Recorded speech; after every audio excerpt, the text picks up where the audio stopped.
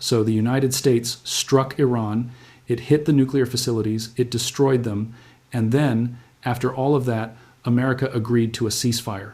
And the moment that ceasefire was announced, something even more striking happened. The Iranian president went on national television and described it with one phrase you should remember exactly: a major victory. Then, Iran's supreme leader stepped forward and pushed the message even further. He said the American attacks had achieved nothing meaningful. He said the United States had gained nothing at all. He said, Iran will never surrender. And that is the moment where most people stop and stare. Because if you are sitting at home watching this unfold, the obvious reaction is disbelief. You are thinking, wait a second, you were just bombed. Your nuclear facilities are gone. Millions of your own citizens are fleeing your cities. And you are calling this a victory? Here is the part that makes this story far more dangerous than it looks. They may not be lying. Today, I want to guide you through exactly why, step by step. Because if you think America came out ahead in this ceasefire, I'm going to show you something that will seriously change your perspective. If you're learning something here, please hit subscribe. Many of you know what's been happening with the channel. If you feel like supporting, there's a link in the description. I've spent months researching what's coming between 2026 and 2030, and I put everything into an ebook called The Next Global Shift: How to Stay Ahead of Economic Collapse and War, the Economies, the Conflicts, the Decisions You Need to Make. If you want my ebook, link in the description. All right, first, let's step back, because to understand why Iran may have already won, you need to understand what Iran's real strategy is.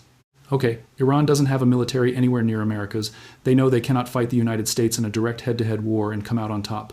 So instead, for decades, Iran created something called the Axis of Resistance. What is that? It's a network of allies spread across the entire Middle East: Hamas in Gaza, Hezbollah in Lebanon, the Houthis in Yemen, armed groups in Iraq, and for a long time the Assad government in Syria. The concept is very simple. You can't hit America directly, okay? America is too powerful. But what you can do is pressure them everywhere at once so they can never get comfortable, never shift away, never fully focus their attention somewhere else, like Russia, like China, okay? Iran's objective was never to defeat America on a battlefield. Iran's objective is to keep America stuck, keep America bleeding slowly, keep America spending money and military attention in the Middle East forever. That is the strategy. So now let's ask ourselves honestly, did this ceasefire help Iran play that strategy, or did it stop it? All right, June 2025. This is where everything escalates. On June 13th, 2025, Israel began what they call Operation Rising Lion. They deploy over 200 fighter jets, and that is not a small number, okay, flying nearly 25,000 over 12 days. They strike more than 100 Iranian facilities, nuclear sites, military sites. They eliminate key scientists. They eliminate key commanders. From Israel's perspective, this is the moment they've been preparing for decades. Iran responds with something they call Operation True Promise 3. And here's where it becomes interesting. Iran launches roughly 550 ballistic missiles and around 1,000 drones at Israel in 12 days. That is a staggering number of weapons. About 90% are intercepted. Okay, so Israel's defenses largely hold. But here is the part that doesn't get enough attention. 31 missiles got through. 31. They hit a power station, they hit an oil refinery in Haifa, they hit a university. 28 Israelis are killed, almost all of them civilians. Over 3,000 injured. More than 9,000 people were displaced. Now, on the Iranian side, the damage is far worse. Between roughly 160 and 190 Iranians are killed by Israeli strikes, nearly 5,000 injured. And here's a detail that should really stay with you. About 9 million people fled Tehran and other major cities, heading toward the northern provinces. 9 million people are just running. Can you picture that? Then on June 22nd, 3 days before the ceasefire, the United States entered the war directly. American planes dropped bunker buster bombs on Natanz, Fordo, and Isfahan. These are Iran's crown jewels, the most important nuclear facilities they have. The Institute for the Study of War later concludes that those strikes severely reduced Iran's nuclear enrichment for the foreseeable future. So by the time the ceasefire arrives, Iran has lost nuclear facilities, key commanders, and roughly half of its entire ballistic missile stockpile, either launched at Israel or destroyed by Israeli strikes. That sounds like a catastrophic loss, right? Okay, keep that number in the back of your mind. We are coming back to it. Now, here is where it gets truly remarkable, because the ceasefire itself is almost unbelievable. On June 23rd, Iran launched 14 missiles at Al Uaid Air Base in Qatar, one of the most important American bases in the entire Middle East. No one is killed. And do you know what Trump does? He goes on social media and thanks Iran for the very weak response. He basically signals, all right, let's make a deal. That same evening, Trump announces a ceasefire brokered through Qatar. Iran's foreign minister, Abbas Araghchi, comes out immediately and says, Hold on, there is no formal agreement, but he says Iran will stop attacking if Israel stops by 4 a.m. Thrawn time. Not exactly a surrender, okay? The next morning, the ceasefire almost fell apart completely. Iran keeps firing missiles at Birsa in northern Israel. Iran says Israeli strikes are still continuing on their side. And Israel is reportedly preparing a massive retaliatory strike in response. And here is a single detail that tells you everything about who had leverage in this situation. Trump reportedly pressures Netanyahu to cancel that major strike. Israel ends up hitting only one radar site near Thran, a fraction of what they had planned. America, the most powerful country on earth, talks Israel down from its own retaliation, and then it holds. And every single side immediately declares victory. Trump says victory for everyone. Netanyahu calls it a historic victory that will stand for generations. And Peshkian, the Iranian president, says great victory. And Kamina says America gained nothing. Okay, so who is actually telling the truth here? Here's what I want you to understand. Winning a war is not just about who loses more soldiers or whose buildings get destroyed more, okay? That is not how it works in the modern world. Number one, the regime survived, and survival is the entire game for Iran. Israel and America went in with an explicit goal: destroy Iran's nuclear capabilities, devastate its military. They did serious damage, no question about that. But the Islamic Republic of Iran is still standing. Kamina is still in charge. The government did not collapse. And from a Shia perspective, a culture that has always defined itself as the persecuted minority willing to sacrifice and endure, surviving a direct attack from the world's most powerful military and its strongest ally is not spin. That is victory. That is genuinely how they understand the world. You understand? Number two, Iran flipped the nuclear oversight narrative on its head. After the ceasefire, Iran's parliament votes to end all cooperation with the IAEA, the International Atomic Energy Agency. Iran signals it may leave the Nuclear Non-Proliferation Treaty entirely. Think about what that means.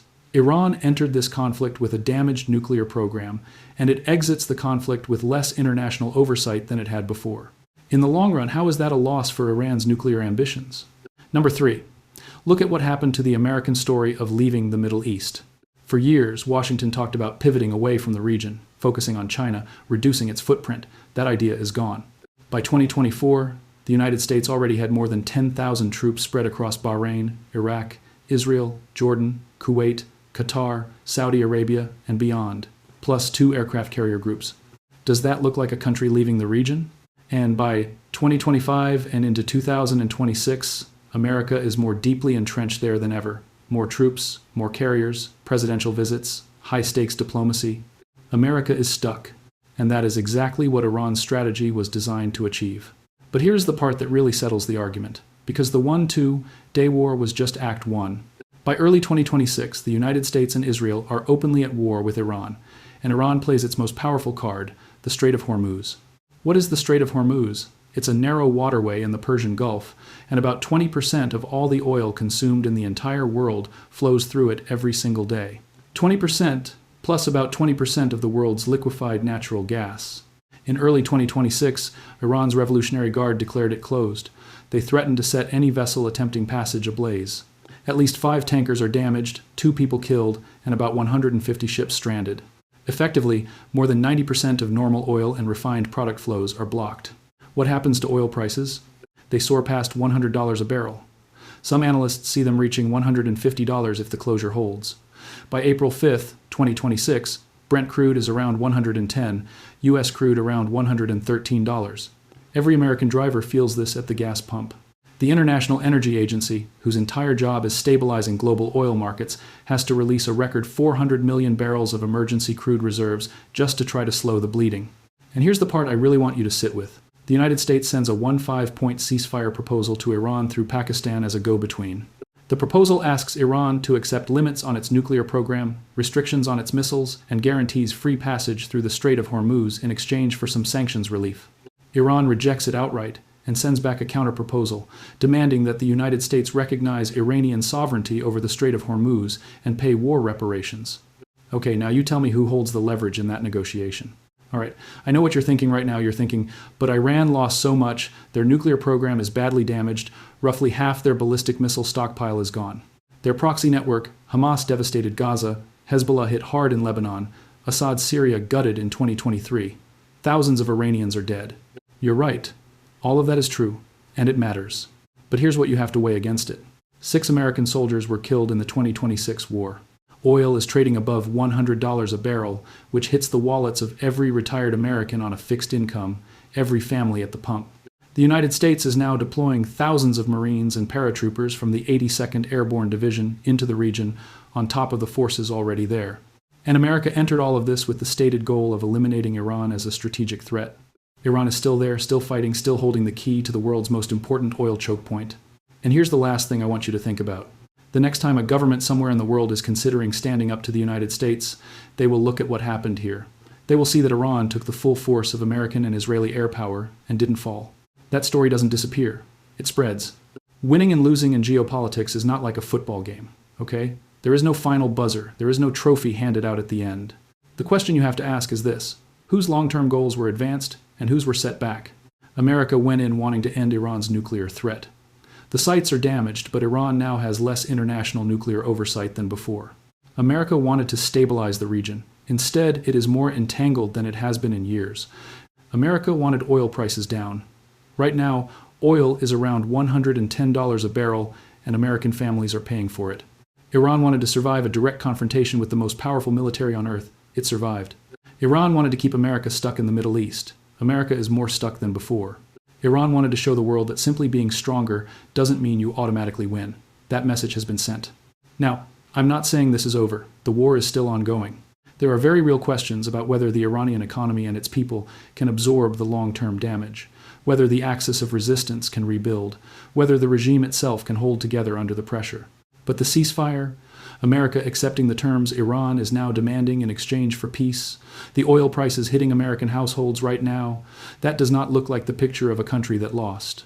This is the video today. If you want my ebook, link in the description.